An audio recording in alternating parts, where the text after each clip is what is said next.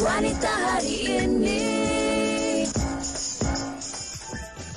Kembali bersama kami di Wanita Hari Ini. Kita nak kongsikan tentang isu keganasan terhadap wanita bukanlah satu cerita yang kecil kerana ia adalah satu realiti yang harus dihentikan. Ini kerana setiap wanita berhak untuk hidup aman, dihormati dan juga dilindungi. Hari ini di Wanita Hari Ini kita akan terus bersuara demi mereka yang terluka dan demi masa depan yang lebih selamat lagi dalam kempen menangani keganasan terhadap wanita bersama dengan yang berbahagia Datuk Dr. Mazia binti Cik Yusof selaku Ketua Setiausaha Kementerian Pembangunan Wanita, Keluarga dan Masyarakat. Assalamualaikum, apa khabar Datuk?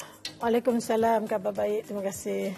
Baiklah Datuk, 25 November setiap tahun merupakan tarikh sambutan Hari Menangani Keganasan terhadap Wanita. Boleh tak Datuk terangkan dengan lebih lanjut sedikit tentang sambutan ini?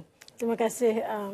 Setiap tahun pada 25 November, seluruh dunia akan menyambut hari yang kita katakan kempen untuk menangani keganasan terhadap wanita. So, kempen hentikan keganasan terhadap wanita.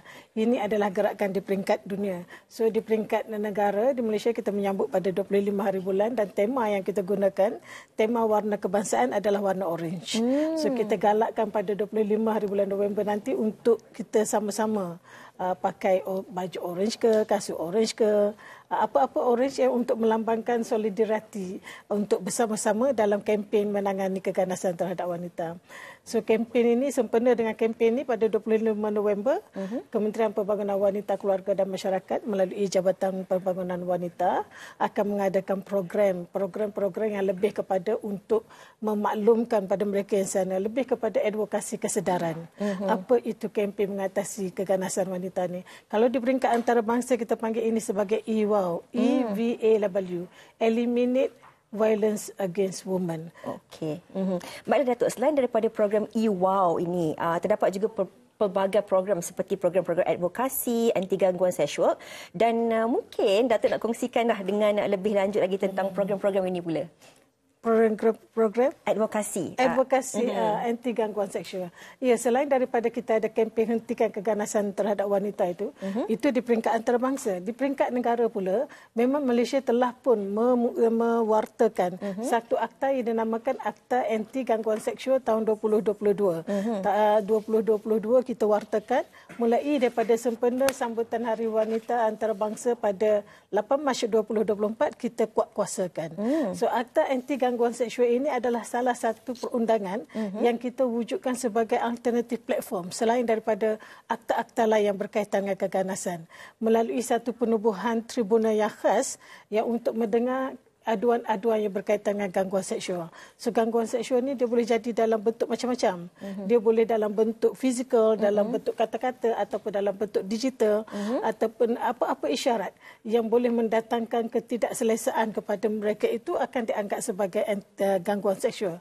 So, salah satu akta ini yang special, Akta Anti Gangguan Seksual tahun 2022 ini, dia adalah satu-satunya akta alternatif platform tadi dan juga merupakan satu-satunya akta yang kita tak bincangkan tentang apa yang kita nak bagi penalti punitif kepada pelaku, tapi lebih kepada memberi remedi kepada mangsa sehingga pada maksimum 250,000. So, apa-apa aduan yang berkaitan dengan gangguan seksual akan didengarkan dalam tribunal untuk diputuskan. So, selain daripada kita ada kempen hentikan keganasan terhadap wanita tadi, kita memang dari masa ke semasa ada program advokasi anti gangguan seksual untuk memaklumkan mereka di luar sana dah ada akta ni. Jadi dia lebih bersifat pendidikan, ya.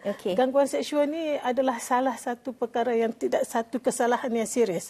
Dia tidak boleh dinormalisasikan dan apa-apa tindakan boleh diambil tindakan melalui tribunal ini. Dia lebih kepada pendidikan kepada masyarakat, apa-apa perkataan, kata-kata, perbuatan, isyarat yang boleh dirangkum didefinisikan sebagai gangguan seksual adalah satu kesalahan. Dan lebih kepada pendidikanlah sebab banyak kita kadang-kadang bergurau, kononnya bergurau, tapi membawa unsur yang berbentuk itu. Yang ini yang kita nak jangan dinormalisasikan dalam masyarakat. Ia adalah satu kesalahan. That is the message yang kita nak sampaikan pada masyarakat melalui kepada pendidikan dengan pewartaan penguatkuasaan akta ini. Pendidikan dan juga pewartaannya. Ya, penguatkuasaan akta Ya. penguatkuasaan aktanya. Tadi Datuk dah kongsikan tentang antara inisiatif yang dijalankan juga oleh kementerian dan juga tindakan-tindakan yang diambil. Jadi bagaimana pula kementerian sendiri merancang inisiatif baharu untuk mengukuhkan sokongan kepada mangsa penderaan rumah tangga yang terselamat ini? Iya. Dalam kita buat advokasi, cakap, maklumkan tentang adanya akta ini, adanya saluran mesti tahu apa dia buat. Perkara yang pertama kita mesti maklumkan adalah kekuatan setiap mangsa itu, terutama wanita. Yang dia sedar tak ini adalah gangguan seksual. Bila dia tahu apakah tindakan dia perlu ambil. Dia tahu tak ini adalah salah satu penderaan keganasan terhadap wanita. So, apa yang dibuat di bawah Kementerian Pembangunan Wanita, Keluarga dan Masyarakat adalah di bawah Jabatan Pembangunan Wanita. Kita di bawah dasar wanita negara kita ada 4 komponen yang berkaitan dengan pemerkasaan wanita ni. Satu, kita bercakap wanita dengan ekonomi. Macam mana you nak generate your own income. Lepas tu yang kedua, wanita dengan leadership, menjadi kepimpinan, isu-isu kepimpinan. Yang ketiga, wanita dan keselamatan. Yang keempat, wanita dan kesejahteraan emosi, keselamatan. Jadi bila bercakap kempen hentikan keganasan terhadap wanita dan program advokasi anti gangguan seksual tadi, dua-dua itu termasuk di bawah program wanita dan keselamatan dan kesejahteraan. So apa yang kita masukkan dalam program tersebut adalah untuk mendidik wanita tentang 2 program utama yang kita laksanakan. Satu, kita namakan Matahari. Dia senang, nama ni sebenarnya mudah untuk kita nak ingat sebab banyak program kan. Matahari dan Iris. Matahari ni maknanya dia setiap diri kita ni kita tahu tentang maklumat psikologi. Macam mana ada kekuatan dalam mandiri.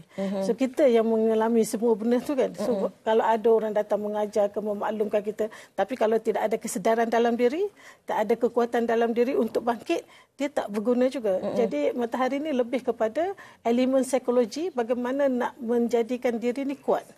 Untuk ada kemahiran, mengenali diri sendiri dan mengenali keadaan alam sekitar. Yang kedua ni Iris lebih kepada program kita bawa pakai-pakai berkaitan dengan undang-undang. So kita kena tahu hak kita sebagai wanita dari segi undang-undang. Tak kiralah undang-undang dari segi Islam ke, syariah ke, undang-undang sivil ke atau undang-undang hak. So kita kena faham tentang hak-hak kita wanita dalam bentuk perundangan. So itu 2 program sokongan yang KPWKM bangunkan untuk dihebahkan dan diwarkan kepada masyarakat di luar sana.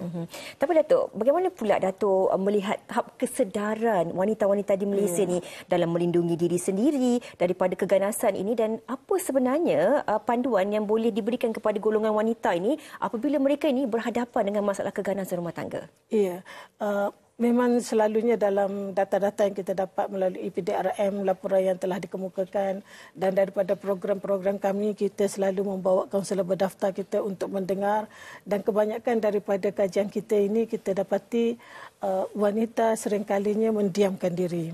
Sebab-sebab utamanya dia satu, rasa segan, malu sebab perkara ini perkara dalam rumah tangga orang katakan, ataupun perkara yang terlalu peribadi untuk dikongsikan. Yang kedua, mungkin sebab dia rasa hidup dia bergantung pada pasangan. Jadi sekiranya dia memutuskan untuk keluar daripada itu, ke mana ala tujunya. Dan yang ketiga, tidak ada pengetahuan tentang hak-hak dia dari segi perundangan. So perkara-perkara begini menyebabkan ramai mereka berdiam diri bila berhadapan dengan ini. So inilah yang kita harapkan melalui program ini, boleh kita meningkatkan pengetahuan tersebut dan menimbulkan rasa daya keberanian untuk adanya daya tindak yang lebih positif. So itu antara yang tujuan yang dilaksanakan program ini. Baiklah. Mungkin Datuk juga boleh berikan pesanan dan juga nasihat ringkas kepada rakyat Malaysia mengenai usaha menangani keganasan terhadap wanita ini. Ini yang penting sekali, Datuk. Kalau boleh kita nasihatkan, apa harapan daripada Kementerian Pembangunan Wanita, Keluarga dan Masyarakat ini, dengan banyak-banyak program yang telah kita laksanakan, kalau sehingga pada hari ini November, dah lebih daripada dekat 10-11 program yang dilaksanakan, merangkumi lebih daripada 100,000 yang kita telah berjumpa, peserta yang telah menyertai program kita. Jadi harapannya pengetahuan tentang kemahiran diri dari segi psikologi, pengetahuan tentang literasi perundangan berkaitan dengan hak-hak diri. Yang itu kalau boleh kita nak disebar luaskan lagi. Dan harapan kita bagi wanita-wanita atau siapa di sana yang mungkin ada isu, boleh inginkan bantuan dan sokongan emosi daripada kita. Kita selalu wawakan beritahukan tentang adanya talian kasih 15999 untuk mereka hubungi. Kita ada kaunselor berdaftar yang untuk kita mendapatkan bantuan. Jadi kita juga ada skuad wajah, satu badan sukarelawan dalam komuniti yang willing untuk mendengar dan membantu menunjuk mereka arah di mana hala tuju yang sepatutnya dapatkan khidmat. Kita bukan pakar dalam segala benda. Kita cuma maklumkan apa yang ada dan mungkin kita bawa bersama Jabatan Bantuan Guaman, kita bawa bersama JAKIM, kita ada bersama dengan lain-lain agensi untuk sama-sama membantu dalam apa ruang yang boleh dibantu untuk berkaitan dengan bantuan emosi dan sosial nanti. Baiklah, sama-sama kita terus membantu golongan wanita ini. Terima kasih banyak-banyak kita ucapkan kepada yang berbahagia Datuk Dr. Maziah binti Cik Yusof selaku Ketua Setiausaha Kementerian Pembangunan Wanita, Keluarga dan Masyarakat. 25 hari bulan November ini jangan lupa untuk sama-sama pakai baju berwarna orange menandakan solidariti kita kepada mangsa kempen ini. Hentikan keganasan terhadap wanita. Baiklah. Kita nak berehat dahulu seketika. Kembali selepas ini. Wanita hari ini. Mampukah kita